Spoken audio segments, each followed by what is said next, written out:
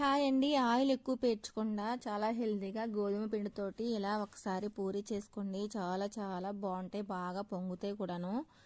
ముందుగా ఒక mixing bowl తీసుకొని దాంట్లో 2 కప్పులు గోధుమ పిండి, రుచికి సరిపడా సాల్ట్, కొద్దిగా ఆయిల్ వేసుకొని 3 బాగా కలిసేలా కలుపుకొని ఇప్పుడు కొద్ది వాటర్ వేసుకొని ఇలాగా గట్టిగా చపాతీ పిండిలా కలుపుకోవాలి.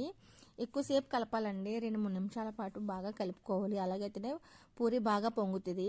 ఈ విధంగా కలిసిన తర్వాతను ఇప్పుడు మూత పెట్టేసి పావుగంట అరగంట పక్కన పెట్టేసుకోవాలి. ఈలోగా పూరి కర్రీ ప్రిపేర్ చేసేద్దాము.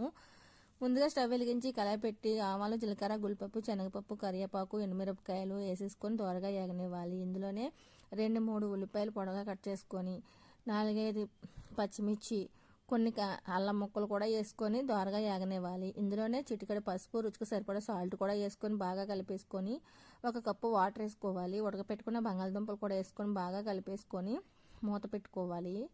ఒక పొంగు వచ్చే వరకును. ఈలోగాను 1 కప్పులోని 2 స్పూన్స్ శనగపిండి, కొద్దిగా వాటర్ వేసుకొని పిండి ముద్దలు లేకుండా కలుపుకోవాలి. వాటర్ అయితే మరిగిపోయిందండి.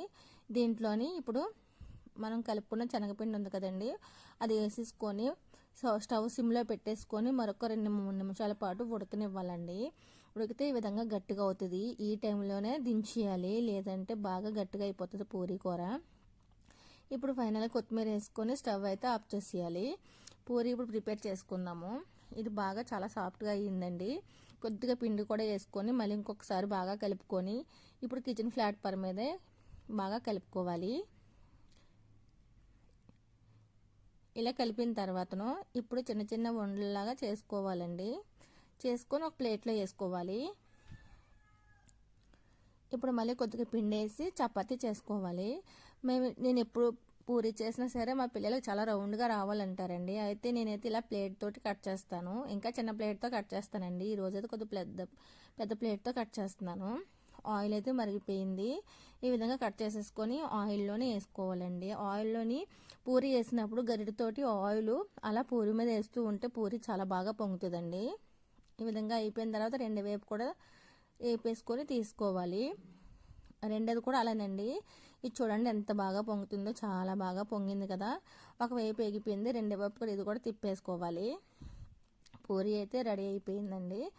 పిల్లలకైతే నేను పూరి పెట్టేశాను, చాలా ఇష్టంగా తినేసారు మా పిల్లలు అయితేని.